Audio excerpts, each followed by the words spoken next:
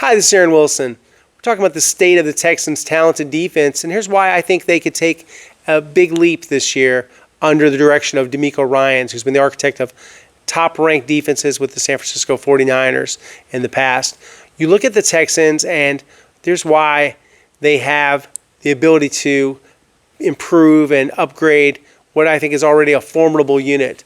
They have the necessary requisite talent and experience at key positions, and that means pass rush and at outside corner. So let's start in the trenches with the pass rush and looking at the tandem, Will Anderson Jr. and Danielle Hunter. Will Anderson Jr., a relentless edge rusher who's added some new moves to his repertoire, and he's trying to go from great to really great. And I think he's someone that is going to be a perennial Pro Bowl pass rusher and one of the best in the league. Danielle Hunter, no one has that Euro step spin move like him, and no one really has his rare combination of size, speed, acceleration. Former track athlete at Morton Ranch High School here in the Houston area, in the Katy area. So just you look at what they have with those two guys. But it goes beyond that.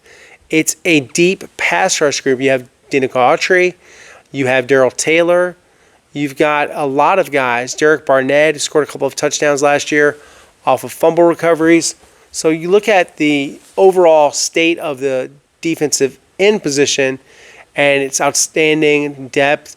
And, you know, they've had, I think, some good additions when you look at, you know, what they've done, especially adding Darrell Taylor. Darrell Taylor is a very, very gifted rusher, capable of having 5 to 7 sacks per season.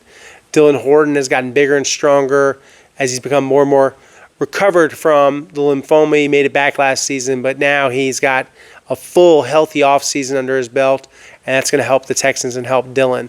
So there's a lot of depth. Defensive tackle, Tim Settle Jr., who's at the OTAs.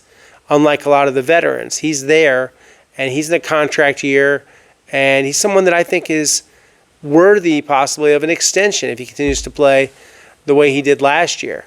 And yeah, Tim looks good out there. He's very mobile for a big man. He anchors well. He's a good player. They brought back Foley Fatukasi, and it wasn't that expensive. It was about $3 million and change to have Fatukasi back. So he's the best run stopper they have, and he's healthy. And you know, he's working out on his own, and he's come back from a shoulder injury, and he's going to be a big factor here. So you look at the depth. They have a good interior pass rusher, Mario Edwards Jr. He got the new contract. Sheldon Rankins, who once had a 3-sack game for the Texans against the Cincinnati Bengals, the team he played for last season. So you look at the defensive tackle depth. That's strong. Okay, let's move over to Mike linebacker.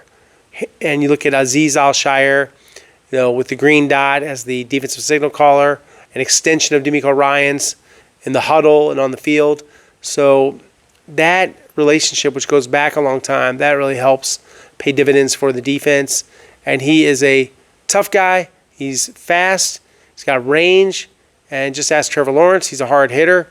And, you know, he's hoping for a full season. I don't think he's going to be a marked man or anything like that. I think that was a kind of a one-time deal where he was punished and perhaps punished a little bit too harshly. So, you know, late slide from Trevor Lawrence. And everybody could see that. So the other linebacker spot is being contested. Henry To'oTo'o is not practicing. It's a minor injury, but he's not practicing. So you've got E.J. Speed, the veteran.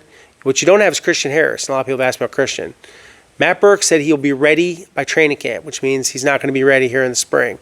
So he's going to miss the spring after having a calf and ankle injury cause him to miss most of last season. So he wasn't able to build on really a strong second season and just the encouraging development of, I think, arguably one of the most talented, you know, really athletic guys and aggressive players, regardless of position, on the defense. So it's unfortunate that you can't have Christian out there, and he is missing some time. I'm sure he'll catch up once he's healthy enough. No one wants to be out there more than Christian. I can tell you he works extremely hard. He just tends to get a little tight, tends to have some injuries, and you know, it's just a player that, you know, you look at where he's at, it's all about availability durability. It's not about talent. He's got that more than he really, most players. And he's got the speed of a corner at 4.44 in the 40-yard dash. He has the size of the modern linebacker. And he's the prototype, but he's got to be healthy. So moving on to, looking at the secondary. Obviously, All-Pro Derek Stingley Jr., the man that got $30 million a year in new money. He looks great out there. He looks like he's ready for the season. He always attacks practice with a lot of passion. And you see big plays from Stingley, and you see people not really wanting to throw in his direction. That's because he's got his guy covered. He's a lockdown corner. And it was money well spent. Good investment by Nick Caserio. Good drafting by Nick Caserio. I got to give Nick credit when he deserves it, and he does with the acquisition of Derek Stingley Jr. Many thought about his injury history. The Texans had deeper thoughts on Derek Stingley Jr., and it's all been borne out with better durability and also better play. He's improved. He's still improving. He's going to keep getting better, and I think we're looking at a guy that's going to have a long run and success in Houston. At the other corner spot, Kamari Lassiter. Kamari has made strides. Kamari has gotten even better. He's one of the best rookie corners last year. Statistically, definitely one of the best. And I think he's going to keep growing. They have a third corner, Ronald Darby, that basically he's the new Shaq Griffin, or they've had other third corners, what Jeff Okudah was supposed to do. And so Darby's been a former starter. I think that gives them a steady veteran as the third corner. Safety, C.J. Gardner-Johnson is working out on his own. I think he'll be there for other things in the spring, but he has been around at some points during the spring of the offseason program. But he's training on his own. I was there to talk with him and watch his workout. He is in great shape. I'm not concerned. This guy intercepted 6 passes last year for the Philadelphia Eagles. I know everyone thinks practice is such a big deal. For certain players that really know what they're doing, they don't necessarily have to be at the practice. They can be there later, and they can play just as well. So it is voluntary, and everybody knows the definition of the word. It's voluntary, not mandatory, voluntary. So got to respect that, and D'Amico Ryans does, and the Texans are progressive about understanding which players maybe don't have to be there. It's not really something where people are pressured to be there. Certain players know they need to be there. He's not one of those guys that necessarily has to be there. It'd be nice if he gets out there, and I think he will, but right now he's not there. And he has his reasons for that.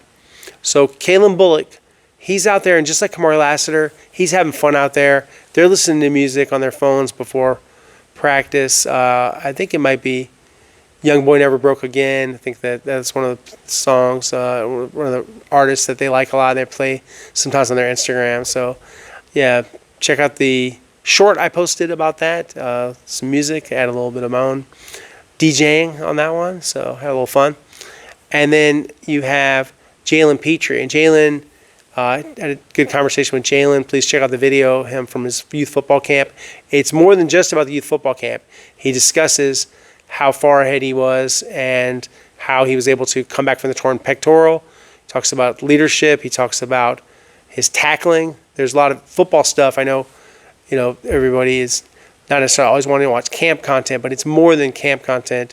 It was an interesting interview with Jalen Petrie, who also got married this offseason. Congratulations to the Petries, Mr. and Mrs. Petrie. And really kind of a fun matrimonial story here. So they went to kindergarten together and high school at Stafford, and they began dating in 11th grade, and they got engaged last year. So Jalen proposed at the first restaurant they went to on a date, and it's an IHOP in the kind of near the school. And then they went back there last season for a date, and that's when he proposed. So it all came full circle. Just really sweet, nice story, great couple, and just very happy for Jalen Petrie on and off the field, getting the contract extension, getting married, and his family is always around. And to see his parents and his grandmother there for the camp and his wife, congratulations to the Petries. So looking at other positions, Jimmy Ward not practicing right now. Jimmy is making good progress from the foot surgery. I saw him doing single leg squats on the video with 405 pounds. So that's pretty good. And, he'll be back. I want to see when they get in pads the physicality of Jalen Reed, the rookie safety from Penn State, second team All Big Ten Conference. I think he's going to add a lot of toughness to the secondary. Interesting player. Jalen Smith's versatility, we're already seeing that because he can play outside corner, he can play nickel, he can play safety. He's got a lot of ability, and he's an interesting player. And, there are going to be some tough decisions at linebacker, but there's guys like Jake Hansen, he seems to always make the team. Jamal Hill, see what kind of leap he makes in the second year. Looks bigger and stronger to me. Looks like he's made some strides in that area in the weight room. So all good things. I think they've got the makings of an excellent defense with D'Amico Ryans and Matt Burke, coaching it. And then you have really, really good talent at all three levels: defensive line, linebacker, and secondary. So this is the state of the Texans defense. That's all from me from now. Please watch, like, subscribe, and join this channel. And look forward to talking to you guys some more. Appreciate the time. Look forward to our next conversation.